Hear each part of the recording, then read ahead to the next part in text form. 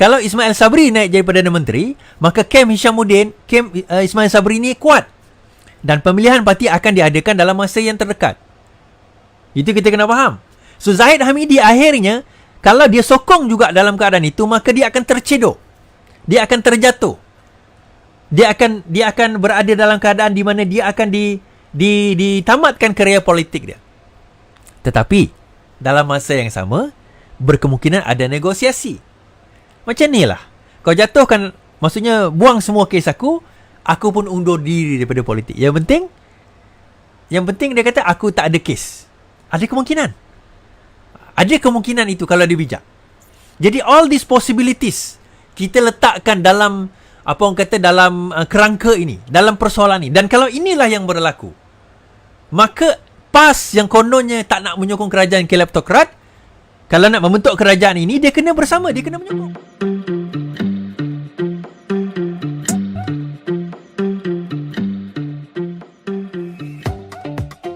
Tidak ada satu calon yang dipersetujui oleh semua orang, terutama di dalam BN dan juga sekutunya.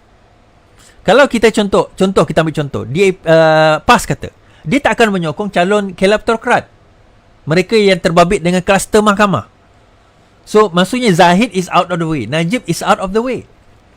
Siapa yang boleh letak situ? The only one, berkemungkinan the only one Ismail Sabri. Okay, kita letak Ismail Sabri. Now say, saya tunjukkan satu carta tuan-tuan. Say katakanlah ini daripada jumlah yang menyokong kerajaan sebelum ini. Ini adalah jumlah ahli parlimen yang menyokong kerajaan sebelum ini. Ada 115 orang. Di mana yang berwarna kuning itu termasuk PBRS yang bawah tu adalah juga ahli BN. Okey, tapi yang atas tu lah. UMNO Bersatu MIC MCA itu 41 campur dengan PBRS 42 orang. Siapa yang kita boleh agak di kalangan mereka ini yang menyokong apa orang kata 69 orang itu? Okey, kita ambil lah Bersatu. Ini kerajaan sebelum ini. Kita ambil 38 2, 1 itu 41 orang. Adakah Bersatu ini secara total 31 ini akan menyokong kerajaan yang ada? Okay? Adakah mereka secara total akan menyokong kerajaan yang ada secara total? Sebab kalau kita buat kiraan bodoh sekalipun, ni melainkan Bersatu ni memang bodoh lah, macam dia yang berlaku dekat Perak. Selain daripada itu, mungkin mereka akan kata, kenapa aku nak kena bagi sokongan kepada UMNO lagi? Yang telah mengkhianati kita buat kali kedua, bukan kali pertama. Sebenarnya bukan buat kali kedua pun, buat kali tiga, buat kali keempat, dah khianat. Tapi yalah, kadang-kadang demi kerana kuasa, mungkin mereka akan bersetuju juga kan. Okeylah, kita ambil lah Bersatu. UMNO campur Bersatu, campur MRC, campur MCA, campur PBRS, let's say. So the rest tu bagaimana? PAS bagaimana? Kalau kita campur dengan PAS, the rest ni macam mana?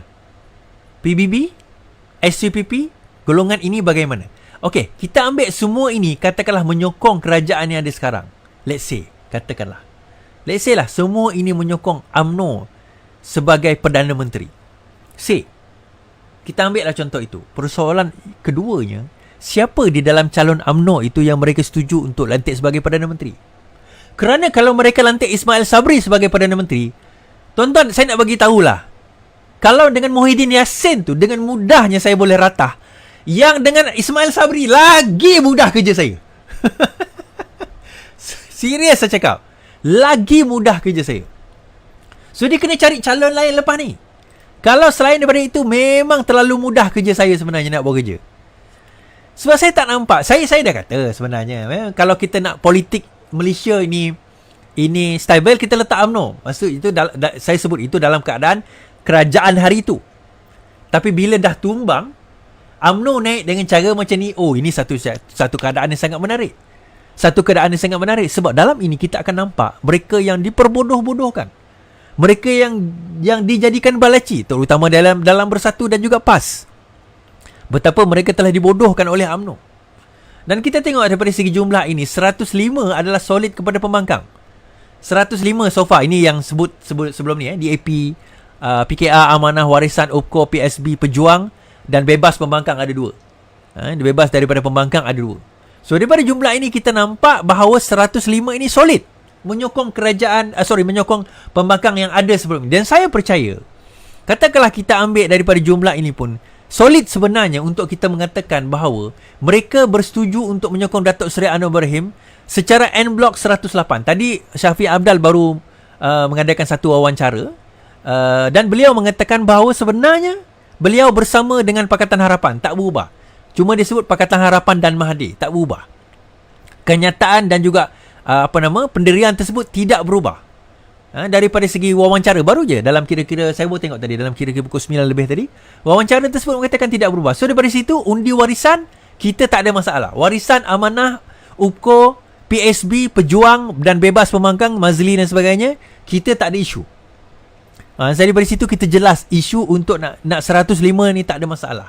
Jadi isunya apa? Isunya, persoalannya sebenarnya bukan pada 105 tu. Itu dah solid. Persoalan sebenarnya ni kepada yang BN, yang menyokong PN sebelum ni. Adakah UMNO itu secara solid 100% menyokong calon yang mereka akan cadangkan? Itu persoalan yang menarik. Adakah mereka akan bersatu akhirnya, walaupun tak suka dia kena telan Elio, dia kena gigit lidah? Saya sebut semalam, saya kata dia ada dua camp. Camp Zahid Hamidi dan juga camp Ismail Sabri. Camp Hishamuddin. Kalau Ismail Sabri naik jadi Perdana Menteri, maka camp Hishamuddin, camp Ismail Sabri ni kuat. Dan pemilihan parti akan diadakan dalam masa yang terdekat. Itu kita kena faham. So Zahid Hamidi akhirnya, kalau dia sokong juga dalam keadaan itu, maka dia akan tercedok. Dia akan terjatuh. Dia akan berada dalam keadaan di mana dia akan ditamatkan kerjaya politik dia. Tetapi dalam masa yang sama, berkemungkinan ada negosiasi. Macam ni lah. Kau jatuhkan, maksudnya buang semua kes aku pun undur diri daripada politik. Yang penting dia kata aku tak ada kes. Ada kemungkinan. Ada kemungkinan itu kalau dia bijak. Jadi all these possibilities kita letakkan dalam dalam kerangka ini, dalam persoalan ini. Dan kalau inilah yang berlaku, maka PAS yang kononnya tak nak menyokong kerajaan kleptokrat, kalau nak membentuk kerajaan ini, dia kena bersama, dia kena menyokong. Dia akan menyokong kerajaan di mana UMNO yang akan membuang kes-kes kleptokrat ni. Dia akan buat. Dan kalau mereka bersama dengan kerajaan itu, bermakna mereka juga menyokong apa yang berlaku. Jadi dilema pada PAS. Sebab hari ini PAS buat kenyataan, dia tak akan sokong kerajaan kleptokrat, dia kata. PAS buat kenyataan tersebut. Bagi saya GPS tu tak ada masalah. Bukan tak ada masalah, dia orang tu tolak tepi lah. Dia tak ada masalah, tak kira, tak ada cara dia. Tapi persoalan dia akan jadi moral dilema kepada PAS. Berkemungkinan UMNO ni dia tak ada isu. Mungkin UMNO ni kita tahu perangai dia macam mana, kita tahu orang-orang dia macam mana. They can say one thing now, they can say one thing later. Okay, fine. Tetapi PAS ni saya percaya pun dia ada prinsip Wa'imah, kita kata macam tu. Sebab dia bersama dengan Bersatu dahulu, dalam keadaan Bersatu tak ada kes. Dia nak tumbang ke kerajaan PH. But now, dahlah kerajaan dia tumbang oleh UMNO. Now dia kena menyokong UMNO di mana di dalam mereka ada kemungkinan besar kleptokrat yang ada kes-kes kluster mahkamah ni akan dibuang kes. So persoalan dilema yang berlaku kepada PAS sekarang ini, adakah mereka akan terus menyokong kerajaan ini hanya kerana mereka nak kekal berkuasa? That is the question. Itu persoalan yang utama yang mereka kena bincangkan. Jadi akhirnya apa poin saya dekat sini, tuan-tuan? Saya nak bawa ni apa? Dilema kepada siapa yang mereka nak calonkan tu susah. Pembangkang solid. Pembangkang itu solid. Anwar Ibrahim. Mungkinlah seorang dua pejuang, Mahathir mungkin. Saya rasa Mahathir pun mungkin dah fikir dah. Saya tak boleh nak, kita orang tak boleh nak pergi tak boleh nak dakwa-dakwi dah, tak boleh dah. Tak boleh nak pergi kiri kanan, tak boleh dah. Mungkin. Atau mungkin kalau Mahathir nak keluar pun, still kita ada 102. Solid dekat situ. Namun persoalan sekarang ini, dalam PAS, UMNO, Barisan Nasional, mungkin menyokong UMNO itu satu. Tapi persoalan siapa calon? Dan persoalan kalau mereka sokong itu, adakah UMNO akan membuang kes kleptokrat ini? Itu another persoalan. 1MDB adakah akan berulang? Itu another persoalan. Sebab itu, tuan-tuan, dalam isu Bismillahirrahmanirrahim. Dalam isu yang ada sekarang ini, tuan-tuan, suasana yang ada sekarang ini, situasi yang ada sekarang ini, kita kena faham satu perkara. bahawa mereka tidak boleh bersatu hati dalam isu ni. Dan kalaupun mereka menang esok hari, kalaupun mereka menang esok lusa tulak lah, dijalankan mereka, saya akan kata kerajaan ini tak akan tahan lama. Kerajaan ini tak akan tahan lama. Bukan tak akan tahan lama maksudnya jatuh lagi sekali, tak. Dia akan buat pilihan raya. Dia akan terdesak buat pilihan raya. Sebab itu saya kata, either way, Datuk Seri Anwar Ibrahim jadi Perdana Menteri ke, Datuk Seri Anwar Ibrahim tidak jadi Perdana Menteri ke, it's a win-win situation untuk kita and a lose-lose situation untuk mereka. Kenapa? Okay, kita cerita macam ni. Why it is a win-win situation untuk kita? Katakanlah Datuk Seri Anwar Ibrahim dia jadikan Perdana Menteri. Baguslah. Kita jadi Perdana Menteri, we can do something, and high probability kita boleh ubah negara ini jadi baik. Datang pilihan raya tahun depan atau hujung tahun depan atau awal tahun 2023, kita boleh menang sebab kita dah menunjukkan Datuk Seri Anwar Ibrahim mampu mentadbir negara. Okay? So, it's a win for us. Kalau dia tak mampu, itu cerita lain lah. But, kita tahu capability dia. Dan bukan kita tahu, orang tahu. Orang luar pun tahu. Tadi kawan saya tengok saham. Bila letak PN, saham naik, tuan-tuan. Okay, tak apa. Now, another persoalan. Satu lagi persoalan. Kenapa lose-lose kepada mereka? Itu tadi bila win Anwar Ibrahim dia jadi Perdana Menteri, lose kepada golongan ini. Katakanlah Anwar Ibrahim tidak jadi Perdana Menteri, still lose kepada mereka. Kenapa? Number one, mereka ada pentadbir-pentadbir yang tak bijak. Contohnya siapa? Contohnya Ismail Sabri. Ismail Sabri adalah pengurusi MKN merangkap timbalan Perdana Menteri, tapi kes 20,000. Mereka ada menteri-menteri, ada Hambaba itu, KJ, itu semua adalah menteri-menteri UMNO yang sebelum ini mentadbir dalam kerajaan UMNO. Persoalan kita simple je. Kamu hanya tukar driver. Bukan tukar driver pun, tukar muka driver je. The rest orangnya sama. Jadi apa perbezaan yang kamu boleh bawa kat dalam negara ini? So katakanlah dia bawa turun lah kata kes COVID. Bukan turun, dia tak akan turun pun kes COVID ni. Dah puluh ribu ni mustahil nak turun. Mustahil nak turun. Dia maksudnya positif itu akan ada, tetapi orang yang dapat masuk ICU tu kurang kerana vaksin dah makin meningkat. Okey, tak apa, say lah macam tu keadaan tu berlaku. That will be too late. Muhyiddin Yassin confident Oktober ni kita akan dapat 80% vaksin. Saya tak confident.